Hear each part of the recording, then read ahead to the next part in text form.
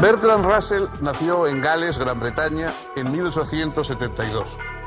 De todos los filósofos británicos del siglo XX, ha sido sin duda el más conocido, el más influyente y el más importante.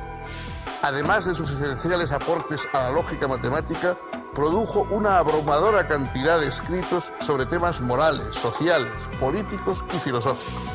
Su figura está a la base de lo que se llama la filosofía analítica, que más que una corriente propiamente dicha, es un modo de hacer filosofía, que insiste en la búsqueda de la claridad, en el énfasis del aspecto analítico al tratar ciertos problemas filosóficos y en la firme voluntad de no ceder a la inconsistencia lógica.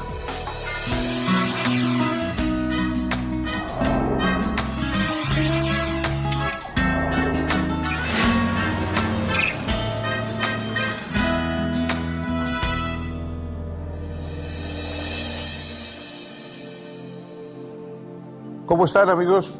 Gracias por acompañarnos de nuevo. Una de las figuras más destacadas, más conocidas del siglo XX fue la figura de Bertrand Russell. No solo como filósofo, sino como activista de causas políticas, como una especie de genial metomentodo que llegó a ocupar las pantallas de las televisiones, que encabezó marchas, que fue uno de los, digamos, los personajes de más proyección pública que ha dado este ámbito más bien retirado de la filosofía. Bertrand Arthur William Russell, el tercer conde de Russell y vizconde de Amberley, fue nieto nada menos que de uno de los grandes ministros, John Russell, de la reina Victoria, y viene de una familia aristocrática que sin embargo no le convirtió en una persona alejada de los problemas sociales de la época, sino todo lo contrario. Desde un principio Russell se sintió motivado a intervenir y a decir su punto de vista frente a una serie de problemas, como por ejemplo el de la guerra. Su oposición a la Primera Guerra Mundial, a la Guerra del 14, hizo que pasara una temporada en la cárcel. Por otra parte, a pesar de que esta actividad suya es una actividad pública y muy relacionada con los problemas que más pueden interesar a la gente, su obra específicamente filosófica es una obra que muy pocos pueden comprender. Es una obra centrada en el estudio de las matemáticas. Con Alfred North Whitehead, otra de las grandes figuras del pensamiento anglosajón de esa época, escribió un libro llamado Principia Mathematica, que trata de asentar los principios lógicos de todo el conocimiento matemático. Esas obras, junto a sus reflexiones sobre el atomismo lógico, a sus reflexiones sobre los principios mismos de una filosofía realmente científica y no idealizante, son obras muy minoritarias. Y al lado de eso está la figura pública de alguien que se sentaba de pronto en medio de la calzada con una serie de jóvenes acompañantes para protestar contra la guerra de Vietnam, para protestar contra las armas nucleares. Es decir, hay una paradoja entre una figura enormemente pública y hasta tumultuosa, como fue su vida privada, y su manifestación pública, y un pensamiento reservado a pocos, porque es de enorme exigencia y de enorme rigor lógico.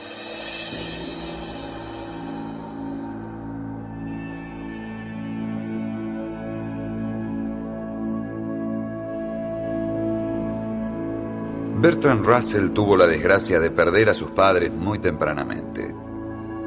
Sus padres habían dejado expresado el deseo de que, en caso de su fallecimiento, el joven Bertrand y sus hermanos fuesen educados por algunos amigos de la familia, entre ellos el filósofo John Stuart Mill o sus descendientes.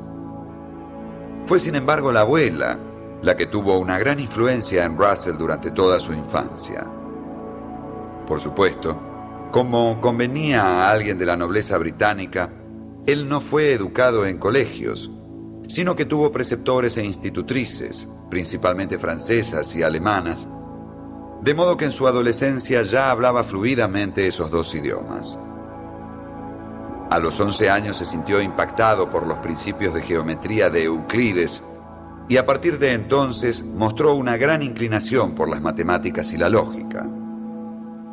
A los 18 años ingresó en la Universidad de Cambridge para estudiar ciencias formales. En aquella época, Cambridge estaba bajo el dominio de la filosofía hegeliana. En un comienzo, Russell acepta esta tradición, pero a partir de 1898 comienza a reaccionar contra ella. En principio porque esa filosofía no le permitía avanzar en la fundamentación de las matemáticas, cuestión que estaba entre sus más urgentes inquietudes intelectuales.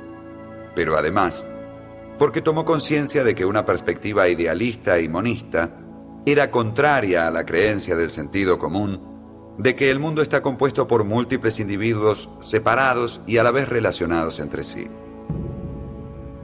En su cruzada anti-idealista, Russell encontró un aliado incondicional y un amigo fiel en su condiscípulo G.E. Moore, autor de varios libros importantes, entre los que cabe mencionar Defensa del sentido común y Principia ética. En su reacción contra el idealismo, Russell y Moore cayeron, como ellos mismos después reconocieron, en el extremo opuesto, es decir, en un realismo extremo. Gran parte de la filosofía madura de Russell va a cuestionar esa posición. En el año 1900, Russell publicó Exposición crítica de la filosofía de Leibniz. Afirmó allí que la metafísica occidental, basada en las categorías de sustancia y atributo, no era más que un reflejo, en cierto sentido implícito, de la estructura proposicional con su sujeto y su predicado. Este descubrimiento alentaría sus posteriores investigaciones filosóficas. Por la misma época, Russell se interesó seriamente en la fundamentación de las matemáticas y en 1903 publicó Los Principios de las Matemáticas. En los años siguientes, Russell acometió junto con otro filósofo británico, Alfred North Whitehead, el intento de fundar sistemáticamente la matemática pura a partir de la lógica. El resultado fueron 3 volúmenes publicados entre 1910 y 1913 bajo el título Principia Mathematica. Esta obra fue, junto con la de otros investigadores como George Boole, Giuseppe Peano, David Hilbert, Gottlob Frege y algunos más, el origen de la matemática moderna. Bertrand Russell estaba interesado por la vinculación entre matemáticas y lógica, por la posibilidad de fundar de una manera completa y exhaustiva la matemática en la lógica. Para eso estudió la obra todavía revolucionaria y muy poco conocida en aquel momento, estamos hablando de los comienzos del siglo XX, de un pensador alemán llamado Gottlob Frege, y la obra de Frege propone una posibilidad de comprensión de las matemáticas convirtiendo a los números en clases. Digamos, cada uno de los números sería una especie de clase de objetos, es decir, pues de los de 5, de 6 o de 8, de 10 o de lo que fuese, y a través de esa descripción por clases convierte una gran estructura lógica la matemática. Pero Russell descubre una contradicción, descubre una dificultad insalvable. Es una contradicción que nos remonta casi a los comienzos de la filosofía, cuando había un célebre dilema, el de Epiménides, que se contaba así. Epiménides, un cretense, nacido en Creta, decía: todos los cretenses son mentirosos. Si Epiménides decía la verdad, es decir, que los cretenses son mentirosos, estaba contradiciéndose porque él mismo era un cretense. Si estaba diciendo una mentira y por lo tanto era como el resto de los cretenses, estaba a la vez contradiciendo su propio planteamiento, porque por esa vez estaba diciendo al menos la verdad. Esta paradoja circular entre la paradoja de la mentira, del mentiroso, se puede aplicar también a las clases. Hay clases de objetos, clases de unidades que se contienen a sí mismas. Por ejemplo, la clase de todas las clases a su vez es una clase. Pero en cambio hay otras clases que no se contienen a sí mismas. La clase de todos los perros no es un perro, por ejemplo. Entonces, dice Russell, esto encierra una contradicción semejante a la del cretense Epiménides, porque habrá la clase de las clases que no se contienen a sí mismas, que o bien se contiene a sí misma y entonces contradice su planteamiento, o bien no se contiene a sí misma y entonces de alguna forma cae también en la paradoja como Epimenides de contradecir su propio enunciado. Este problema complejo y que parece un poco un trabalenguas le llevó a Russell a estudiar y a proponer la posibilidad de una teoría de las descripciones, es decir, de una serie de lenguajes dentro de los cuales no se puede, dentro del lenguaje, ejercer determinadas atribuciones, pero en cambio se pueden atribuir desde un lenguaje de nivel superior. Hay cosas que decimos no dentro del mismo lenguaje donde chocan, sino desde un nivel superior donde ya vuelven a tener sentido.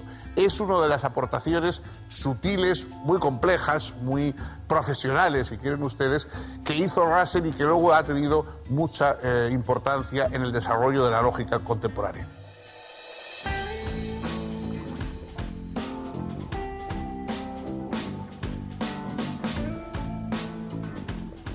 La obra Principia Mathematica de Russell y Whitehead comprende 3 volúmenes de unas 800 páginas cada uno.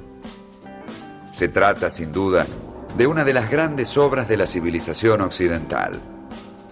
En ella se demuestran miles de teoremas y se establecen importantes principios lógicos y matemáticos, entre ellos la teoría de los tipos, que soluciona las paradojas propias de la lógica de clases, como la de Epiménides, el cretense, entre otras.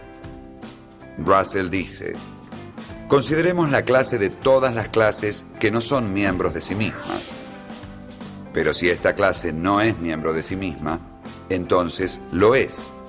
Y si lo es, entonces no lo es. Dicho de otro modo, tanto si suponemos que esta clase es miembro de sí misma, como si afirmamos que no lo es, caemos en una contradicción. El modo de salir de la aporía fue precisamente su teoría de los tipos, que establece que los conceptos se van articulando constructivamente en forma jerárquica. Según Russell, muchas de las inconsistencias de la filosofía tradicional derivan de no tener esto presente. Por eso, propuso reformular el lenguaje coloquial, para descubrir en él, a partir de la forma gramatical corriente, mediante el análisis, la estructura lógica, y a partir de ahí, entonces, poder acercarse a la estructura de la realidad. Con esta propuesta se halla íntimamente vinculada otra teoría de Russell, la de las descripciones definidas. Esta teoría diferencia la forma gramatical de una proposición de su forma lógica. La forma gramatical puede inducirme a error. Solo el riguroso análisis de la forma lógica me permite superar muchas aporías filosóficas que surgen de la confusión inducida por la forma gramatical de ciertas proposiciones.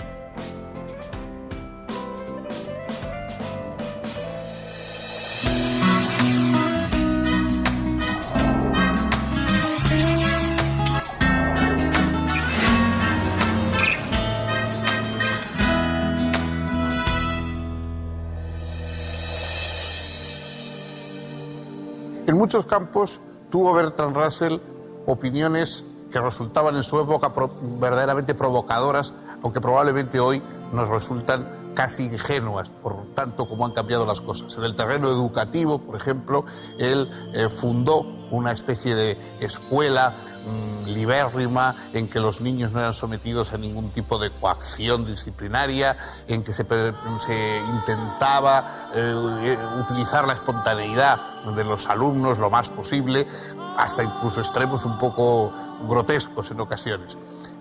Por otra parte, fue un decidido partidario de lo que llamaríamos hoy la liberación sexual. Es decir, escribió sobre, por ejemplo, el matrimonio, tiene una obra célebre, Matrimonio y Moral, opiniones que hoy son bastante habituales y que no nos escandalizan a ninguno, pero que en su obra, en su momento, constituyeron una verdadera provocación y despertaron animadversiones y condenas, y eso unido a que Russell se casó muchas veces a lo largo de su vida y tuvo fama siempre de mujeriego, hacía de él un perfil, digamos, verdaderamente terrible, ¿no? En una ocasión, cuando quiso ir a dar clase a la Universidad de Nueva York, la Universidad de Nueva York, en un proceso célebre, le negó el permiso, le negó el derecho, le rechazó como profesor porque era una mala influencia, porque era un hombre que podía corromper a la juventud, etcétera, etcétera.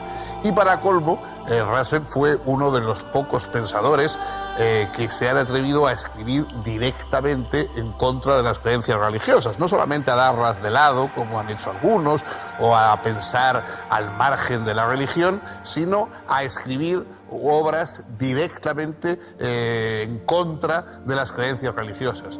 Una de ellas tiene ya un título que lo dice todo, se titula ¿Por qué no soy cristiano? Esa obra, ese título, que es casi más conocido que la obra misma, dio lugar también a una enorme cantidad de debates, a una enorme cantidad de enfrentamientos, porque parecía que se iba demasiado lejos, parecía que se estaba atacando ya las bases mismas de la sociedad.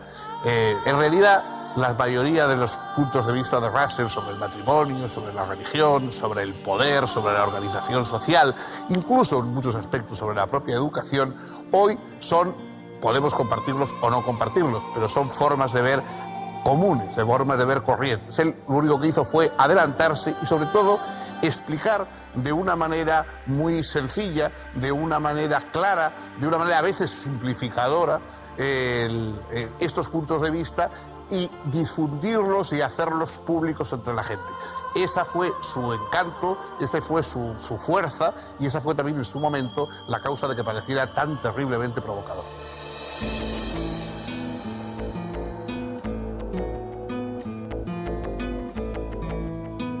En los años previos a la Primera Guerra Mundial, Russell publicó varios libros muy importantes. Entre ellos, Los problemas de la filosofía y Nuestro conocimiento del mundo exterior. En estas obras fundó la corriente filosófica llamada empirismo lógico. Luego, durante la guerra, la posición pacifista de Russell lo llevó a ser condenado a prisión. En la cárcel escribió su Introducción a la filosofía matemática. Finalizado el conflicto bélico, visitó la Unión Soviética y China, presentando luego sus observaciones y críticas en sendos libros. Por estos años publicó también su Análisis de la mente, obra en la que propuso que así como hay una causalidad eficiente, propia de los fenómenos físicos, hay también una causalidad mnémica, característica de los fenómenos mentales. Después de la Primera Guerra Mundial, la lectura y discusión de la obra Tractatus Logico-Philosophicus de su exalumno y colega Ludwig Wittgenstein llevó a Russell a reformular su filosofía como atomismo lógico. Esta denominación expresa la posición metafísica de Russell, según la cual la realidad está compuesta de hechos ya no ulteriormente analizables y que corresponden a los datos sensoriales puros y a propiedades de dichos datos sensoriales, los que se relacionan lógicamente. Hasta el inicio de la Segunda Guerra Mundial, Russell publicó obras sobre muy diversos temas: sobre la educación, análisis de la materia, ¿por qué no soy cristiano?, fundamentos de filosofía, matrimonio y moral, el derecho a ser feliz, religión y ciencia, y otros más. Estos títulos le generaron grandes adhesiones, pero también serias resistencias. Después de la Segunda Guerra Mundial, si bien publicó algunos títulos notables para la problemática filosófica, entre ellos Investigación sobre el significado y la verdad, y El conocimiento humano, su alcance y sus límites, y otros de divulgación científica, la mayoría de sus esfuerzos estuvieron enfocados en los problemas de la época, y en especial en la carrera armamentista, en el peligro de un holocausto nuclear y en los crímenes de guerra. En particular, convocó a una serie de intelectuales de todo el mundo para constituir lo que se llamó Tribunal Russell, que condenó los crímenes llevados a cabo por las fuerzas militares estadounidenses contra la población civil en Vietnam. Como recompensa a sus grandes méritos y vastos esfuerzos, en 1952 recibió el Premio Nobel.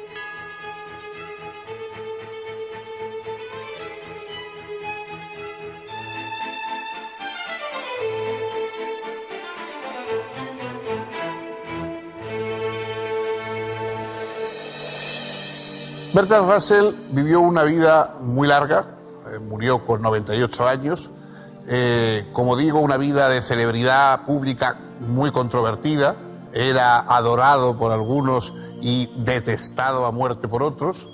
Vivió lo suficiente incluso para fundar el Tribunal Russell, un tribunal en el que estuvieron figuras tan prestigiosas como Jean-Paul Sartre y otros, en el que se juzgaba nada menos que a Estados Unidos por los crímenes que había cometido en la guerra de Vietnam y que fue una fuente de escándalos y de discusiones apasionadas en todo el mundo, y no digamos en Estados Unidos. Y además fue el último de los filósofos, de los ensayistas, premiado que recibió el premio Nobel. En el año 50 él recibió el premio Nobel de literatura, aunque él en aquel momento no había escrito ninguna obra literaria. Luego sí, luego hizo algún pequeño escarceo con la literatura, en unas narraciones, en unos cuentos, Satán en los suburbios, algunas otras cosas. Pero en aquel momento él no había escrito más que ensayos. Y fue el último ensayista que recibió este premio, que luego ha quedado exclusivamente para novelistas, dramaturgos, poetas, etc. Y es verdad que en los ensayos de Russell son extraordinariamente claros, tiene un inglés elegante, tiene un inglés preciso, en ocasiones es muy divertido porque siempre utiliza un humor, una ironía que le ha hecho que algunos le llamaran el Voltaire del siglo XX, porque verdaderamente tiene mucho de volteriano en su falta de respeto y en su manejo del ingenio y de la malicia. Quien quiera comprobarlo no tiene más que releer su historia de la filosofía occidental, una historia de la filosofía que se lee de una manera verdaderamente gratísima. No es un dechado ni un prodigio de exactitud o de rigor, a pesar de que tiene observaciones verdaderamente agudas sobre muchos filósofos, pero lo que es una obra extraordinariamente entretenida y que hace que uno, leyendo la vida de los grandes filósofos, pueda reírse a veces a carcajadas, lo cual verdaderamente no es común. Fue una figura extraordinaria, una figura del último, digamos, gran intelectual público.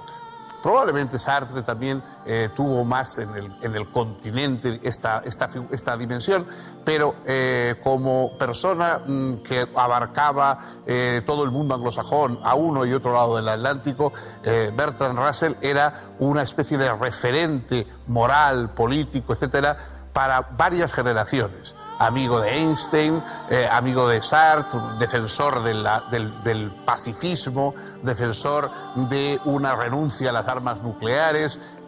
Fue un avanzado en su época e incluso, aunque muchas veces pudo equivocarse o pudo exagerar algunas posiciones, todavía de alguna forma sigue siendo una especie de figura tutelar a rescatar en el turbulento siglo XX. Y bien, con esto acabamos nuestra reflexión de hoy. El próximo día, si ustedes lo desean y nos acompañan, volveremos con otro filósofo, con otro pensador, con otro enfoque de este mundo interesante de la filosofía.